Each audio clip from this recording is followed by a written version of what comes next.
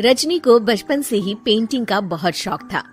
वो हमेशा से ही पेंटर बनना चाहती थी, पर उसके माँ और पिताजी ने उसको कभी भी इस चीज के लिए सपोर्ट नहीं किया और उसकी शादी नीरव से हो गई। नीरव रजनी को बहुत प्यार करता था, पर रजनी हमेशा चुपचाप ही रहती। वो इस शादी से खुश नहीं थी। वो ये शादी नहीं करना चाहती थी। उसे तो हमेशा से पेंटर जो बनना था। अपने इस सपने को वो नहीं पूरा कर पाई, इसलिए वो हमेशा उदास रहती थी। रजनी, बहुत ही बढ़िया फिल्म लगी है, कल देखने चले? नहीं जी, कल मुझे बहुत काम है, मैं नहीं जा पाऊंगी। अच्छा तो कोई बात नहीं, संडे को चलते हैं। देखिए, मुझे फिल्म देखना पसंद नहीं है। आपको जाना है तो चले जाइए।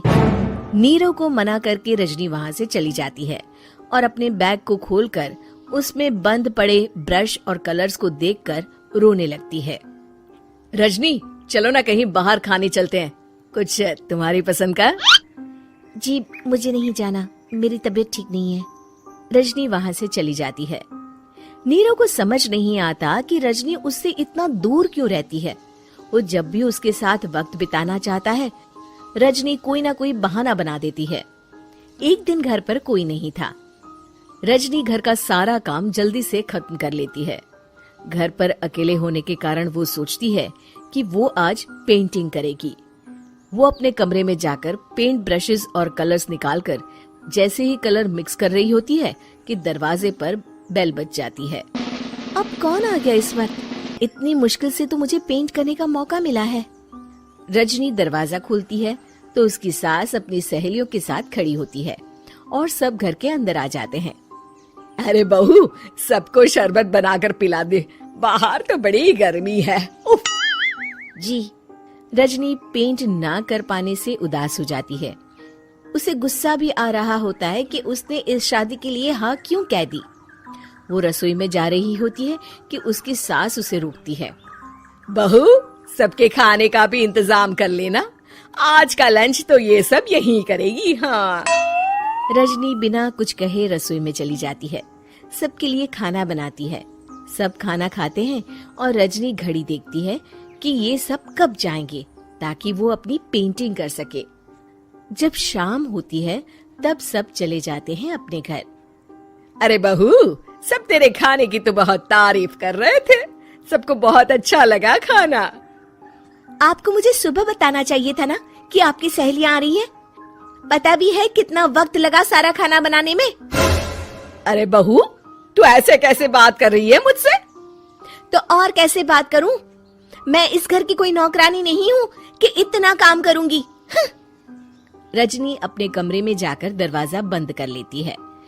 शाम को जब नीरव आता है तो उसकी माँ उसे पूरी घटना के बारे में बताती है।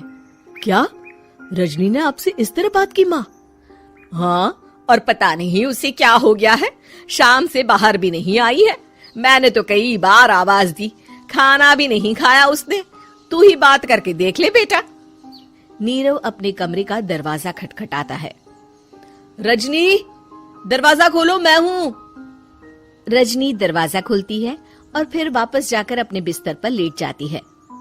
रजनी, माँ से बात करने का ये क्या तरीका है? मैंने कोई गलत बात नहीं की है। अरे तुम क्यों ऐसे बर्ताव कर रही हो सबके साथ? क्या तुम इस शादी से खुश नहीं हो? रजनी कुछ नहीं बोलती। अरे बताओ मुझे रजनी, क्या ये शादी तुम्हारी मर्जी के खिलाफ हुई है? हाँ, मैं ये शादी कभी नहीं करना चाहती थी। तुमसे क्या, मैं किसी से भी शादी नहीं करना चाहती थी। रजनी रोने लगती है। चुप हो जाओ रजनी, बताओ मुझे, तुम क्यों नहीं करना चाहती थी शादी? रजनी बेड के नीचे से अपने पेंटिंग्स, कलर्स, ब्रश, पेपर्स निकालती है। इतने में उसकी सास भी कमरे में आ जाती है। ये देख रहे हो, ये थे मेरे सपने। मैं पेंटर बनना चाहती थी, पर माँ पापा ने कभी सपोर्ट नहीं किया और मेरी शादी करवा दी। मेरे सारे सपने टूट गए। हर वक्त बस गुस्सा आता रहता है मुझे। मैं जानती हूँ कि आप लोगों की इसमें कोई गलती नहीं है, पर मैं क्या करूँ, मुझे समझ में नहीं आता।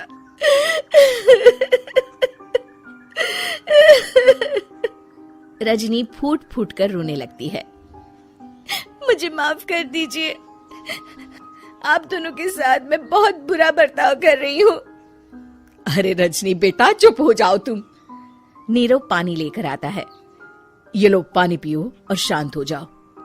रजनी पानी पीती है और उसकी सास पेंटिंग्स देख रही होती है। अरे नीरव, हमें तो पता ही नहीं था कि हमारी बहू कलाकार है। अरे कितनी अच्छी पेंटिंग्स बनाई है, देखो तो। ये वाली तो मैं अपने कमरे में ले जाऊंगी। आपको ये पेंटिंग्स अच्छी लगी?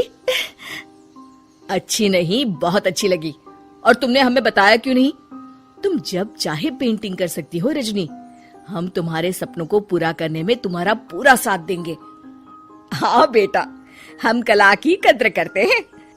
हम कलाकार तो नहीं, पर मुझे गर्व है कि मेरी बहू एक कलाकार है। रजनी, नीरव और सास तीनों हंस पड़ते हैं। कहानी बहू। किशोरी लाल जी के बेटे राघव की शादी की बात जगह जगह चल रही थी, लेकिन किशोरी लाल जी को कोई लड़की पसंद ही नहीं आती थी। और उसकी एक ही वजह थी, किशोरी लाल जी का लालची होना। उनको लड़के वालों से मोटा दहेज चाहिए था और इसी चक्कर में एक दिन वो एक बहुत पैसे वाले के घर अपने बेटे का रिश्ता लेकर पहुंचे। उस आदमी का नाम था ओम प्रकाश। देखिए किशोरी लाल जी, मेरी एक ही बेटी है और मेरी सारी संपत्ति जायदाद सब कुछ मेरी बेटी नैना का ही है। पापा, नाम से लगता है बहुत खूबसूरत होगी। कितना अच्छा नाम है ना, नैना। वैसे बात तो सही है आपकी। अब इतना पैसा है, जमीन जायदाद है, इकलौती बेटी, आप भी क्या करेंगे? सब कुछ उसे ही देंगे ना। बिल्कुल ठीक पहचाना आपने। बस बेटी की शादी और सारी जायदाद उसके नाम। पापा, बिना देखे हाँ कर दीजिए ना। इतना अच्छा रिश्ता फिर कहाँ मिलेगा? माला माल हो जाएंगे हम। मैं अपनी बेटी को बुलाता हूँ। अरे नहीं नहीं नहीं नहीं, आपकी बेटी का नाम नैना है, सुनकर ही लगता है बहुत सुंदर होगी। रहने दीजिए अंकल, मैं तो आपकी बेटी के नाम से ही इतना खुश हो गया हूँ कि उसे बिना देखे शादी करने को तैयार हूँ। अब तो मैं उसका चेहरा सीधे शादी के बाद ही देखूंगा। और इस तरह राघव नैना का चेहरा नहीं देखता और उससे शादी कर लेता है। शादी के बाद अपनी सुहाग रात पर जब राघव नैना का घूंघट उठाकर देखता है तो नैना की आंखें बंद थी। कितनी खूबसूरत हो तुम नैना। जरा अपनी आंखें खोलकर मेरी तरफ देखो तो सही। नहीं, मुझे शर्म आती है। अरे मैंने तुम्हें शादी से पहले भी नहीं देखा, और अब अगर तुम आंखें खोलकर मुझे देखोगी भी नहीं तो मुझे अच्छा कैसे लगेगा? इससे पहले कि नैना अपनी आंखें खोलकर राघव की तरफ देखती, अचानक से लाइट चली गई और राघव नैना को पूरी तरह से देख भी नहीं पाया। अगली सुबह नैना राघव के लिए नाश्ता बनाकर लेकर आई। अरे ये क्या, आधा पराठा सेका हुआ है और आधा बिल्कुल कच्चा। ये तुमने क्या किया नैना? बहू, तुमने क्या आधा पराठा तवे से नीचे लटका कर रखा था, जो आधा सेका है और आधा कच्चा? मुझे जितना दिखेगा उतना ही तो सीखूंगी ना पापा जी। जहाँ जहाँ मुझे नजर आ रहा था वहाँ मैंने सीख लिया, जहाँ जहाँ नहीं दिखा वहाँ कच्चा रह गया होगा। इसका क्या मतलब है? ये कैसा मजाक कर रही है तुम? अरे बहू, तुमने इतना लंबा घूंघट क्यों लगाया हुआ है? देखो, हमारे घर में बहुओं को बेटी की तरह रखा जाता है, और फिर तुम तो इतना सारा माल लेकर आई हो। देखो, ये घूंघट डालकर रखने की कोई जरूरत नहीं है। हाँ नैना, पापा जी ठीक कह रहे हैं, तुम तो आराम से रहो, अपना ही घर समझो। नैना अचानक से अपना घूंघट उठा लेती है। अरे ये क्या पापा, नैना की तो एक आंख फूटी हुई है। नाम से नैना, लेकिन ये तो कानी बहू निकली। मेरे साथ धोखा हुआ है, धोखा। बिना दिखाए अपनी कहानी लड़की मेरे संग ब्याह दी। मुझे कहानी भी नहीं चाहिए। मुझे अभी ओम प्रकाश जी से बात करनी पड़ेगी। आखिर उन्होंने मेरे साथ ऐसा किया क्यों? अरे, आप लोगों ने ही तो पापा से कहा था कि आप लोग शादी से पहले मुझे देखना नहीं चाहते।